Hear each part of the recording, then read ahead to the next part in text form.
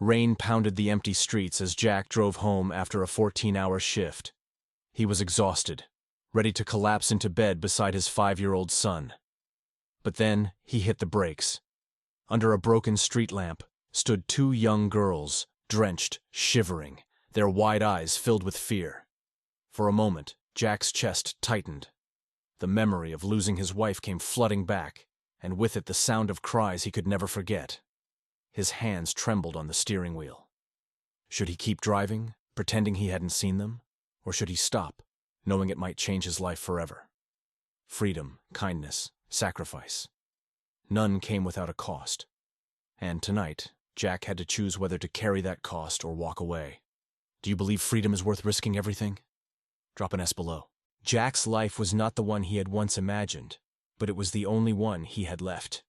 Years ago, he had worn the uniform of a firefighter, racing into burning buildings with unshakable courage. Back then, he believed his future was carved from purpose and honor. But fate had struck cruelly.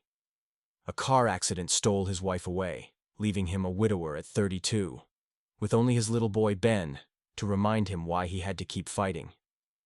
Now Jack worked as a mechanic in a small garage at the edge of town. His days stretched to 12 hours of grease, engines, and customers who often paid late. His income barely covered rent for the old wooden cabin he called home. Yet inside that cabin lived warmth that no paycheck could measure. Each night, Jack would sit by the window with his guitar, strumming gentle tunes until Ben's eyelids grew heavy. They didn't have much, but they had each other, and that was everything. On the night of the storm, when Jack spotted the twin girls shivering on the sidewalk, he could not ignore the echo of his own pain. The girls introduced themselves hesitantly as Lily and Rose. Their hair was tangled, their dresses damp and torn. Their voices wavered as they explained they had been left behind by their stepmother. The name they whispered made Jack's heart stiffen. Veronica Hayes. She had locked the door, walked away, and never looked back. Their father, they said, was too busy to notice. Richard Hayes, the CEO of one of the largest real estate empires in the city. It was a truth too painful for children so young to carry. They were heirs to unimaginable wealth, yet abandoned to the cold. Jack saw the irony immediately. Skyscrapers and mansions bore their father's name, but these 2 daughters had no roof to shield them from the rain. Jack brought them to his cabin that night. The place was modest, just 2 small bedrooms, a living room that smelled faintly of wood smoke, and a kitchen lined with second-hand pans. Ben, curious but kind, offered them his toys without hesitation. He didn't see ragged clothes or muddy shoes. He only saw playmates who needed a friend. Lily and Rose clung to him like they had finally found a safe harbor. For Jack, the contrast was stark.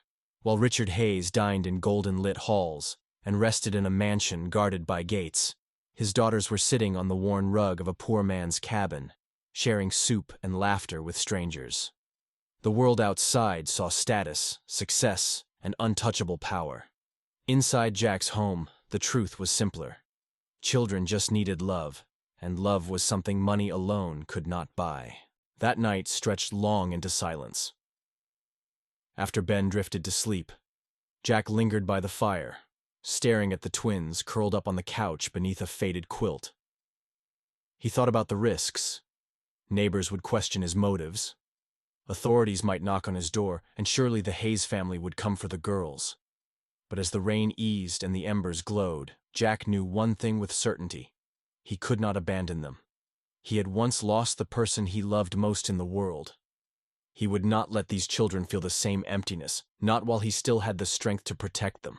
The following morning, whispers began to spread across Jack's neighborhood.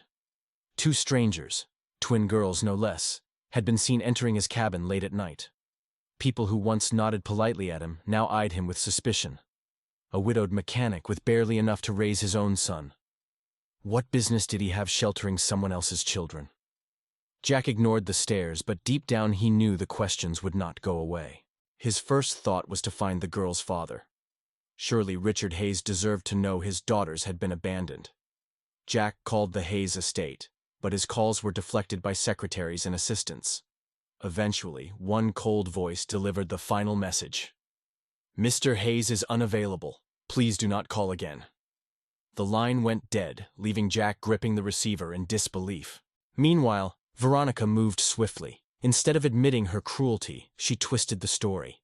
On social media, she painted Jack as a dangerous man who had kidnapped her stepdaughters. The accusation spread quickly, igniting a storm of online outrage. People who had never met Jack shared his picture, labeling him a criminal. For a man already living under the weight of grief, the slander was crushing. Days later, Jack finally managed to arrange a meeting with Richard Hayes himself. He arrived at the gleaming glass towers of Hayes Real Estate, dressed in the only clean shirt he owned. The lobby smelled of polished marble and power. When Richard descended from his office, Jack stood with the twins clutching his hands tightly. But Richard's gaze was not one of gratitude. His expression was sharp, his tone dismissive. "Return my children," he ordered, as if Jack were nothing more than a nuisance. Jack tried to explain. The abandonment, the storm, the fear etched into the girl's eyes, but Richard would not hear it. "You have no right to keep them," he snapped, "and if you refuse, I will have you arrested for abduction." The twins broke into tears, clinging to Jack's arms with desperation. Lily whispered, "Please don't let them take us back." Rose buried her face against his chest, trembling.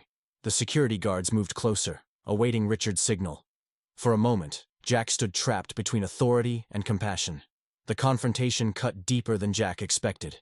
He had faced flames and collapsing buildings, but never the weight of being deemed unworthy because of poverty. Richard's words were daggers. "You're a mechanic, a nobody. My daughters belong with me, not in some shack on the edge of town." Yet the girls refused to let go.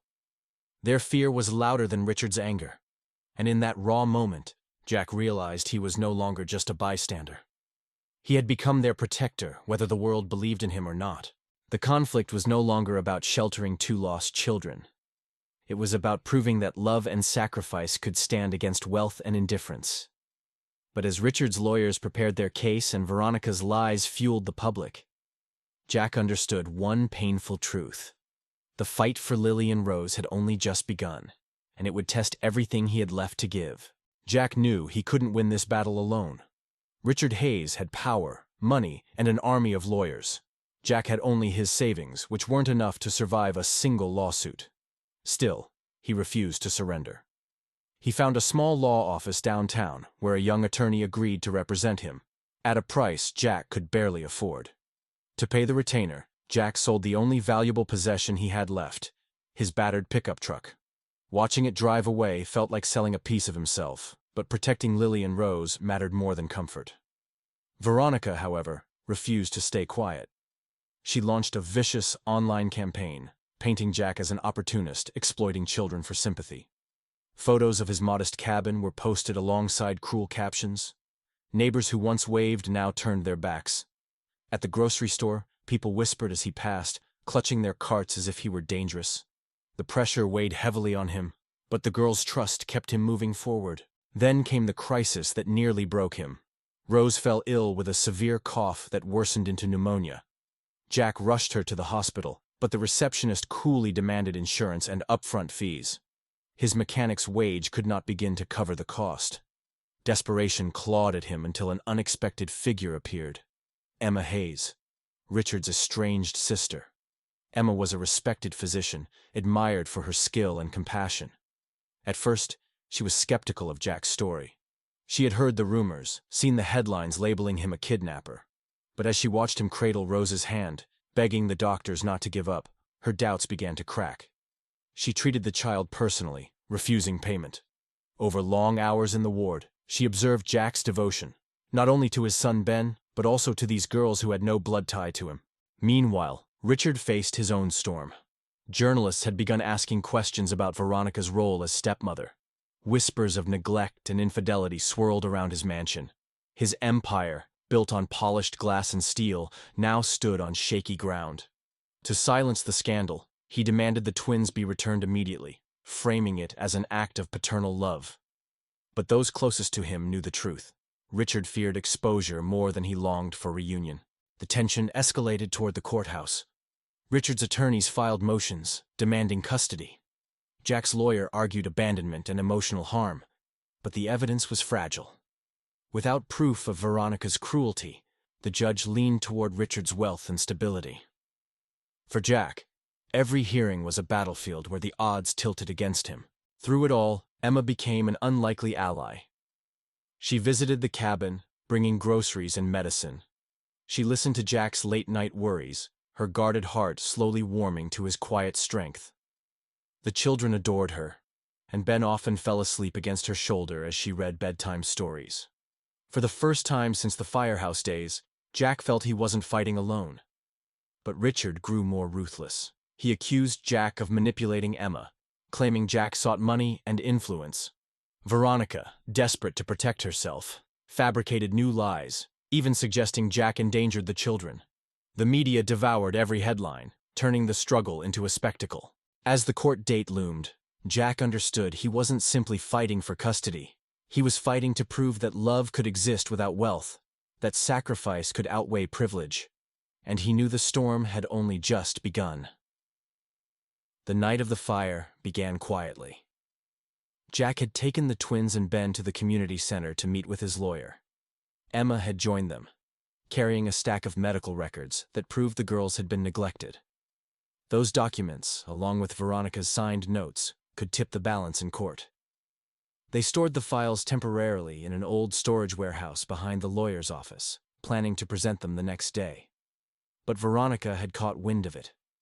Terrified of losing everything, her status, her marriage, her access to wealth, she made a desperate choice. Under the cover of darkness, she crept into the warehouse with a can of gasoline. The sharp scent filled the air as she poured it across the wooden floor, then struck a match. Flames licked upward with terrifying speed, devouring the evidence that could expose her cruelty. Jack, Emma, and the children arrived moments later. At first, Jack thought the glow was streetlights, until the heat slammed against his face. The warehouse roared like a living beast. Emma gasped. The files were inside, and without them, the truth would vanish. Before they could react, a scream echoed. Lily had darted toward the building to retrieve her stuffed rabbit, left behind during the earlier visit. In seconds, the smoke swallowed her small frame. Jack didn't hesitate. He pushed Rose into Emma's arms and charged into the inferno. Flames clawed at the walls as smoke choked his lungs. He crawled low, calling Lily's name until her faint cry answered. She was trapped beneath a fallen beam, coughing violently. Jack lifted with every ounce of strength, his muscles screaming, but the beam refused to budge. Summoning memories of pulling bodies from collapsed houses as a firefighter, he shifted the debris just enough to drag her free. Outside, Emma held Ben and Rose tightly, watching the fire spread. Richard Hayes, drawn by calls from neighbors, arrived in a sleek black car. For the first time in years, fear, not arrogance, consumed his face. He shouted his daughter's name, but the flames answered back with deafening cracks. When he saw Jack stumble from the blaze with Lily in his arms, something inside Richard shattered, but it wasn't over. As Jack staggered toward safety, a violent crash shook the building. The roof collapsed, sending a rain of burning wood.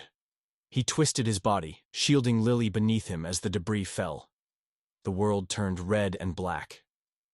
For a moment, silence consumed everything. Richard rushed forward, yanking smoldering planks aside with bare hands. He shouted for help, his voice breaking.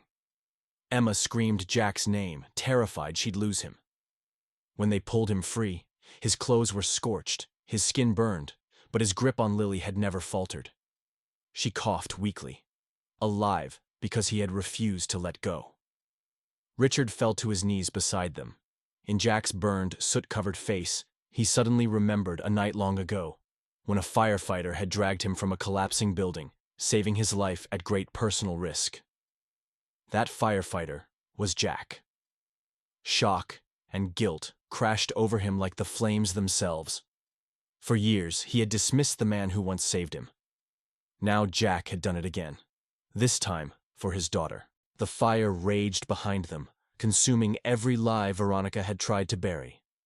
But in the wreckage, a new truth was born. Sacrifice and love could not be silenced by wealth or pride. Jack woke to the steady beep of hospital monitors. His body felt like fire and stone, every breath sharp with pain. Bandages wrapped his arms and chest, and his throat ached from smoke. For a moment he couldn't remember how he had gotten there. Then Lily's tearful smile broke through the haze. She sat at his bedside, clutching his hand. "You didn't let go," she whispered. Richard Hayes stood at the foot of the bed, but he no longer carried the cold arrogance of a CEO. His eyes were red, his shoulders slumped. When Jack tried to sit up, Richard lowered his gaze and dropped to his knees. "I owe you everything," he said, voice cracking. "You saved my life years ago, and now you've saved my daughter's. I was blind, too proud to see what really mattered."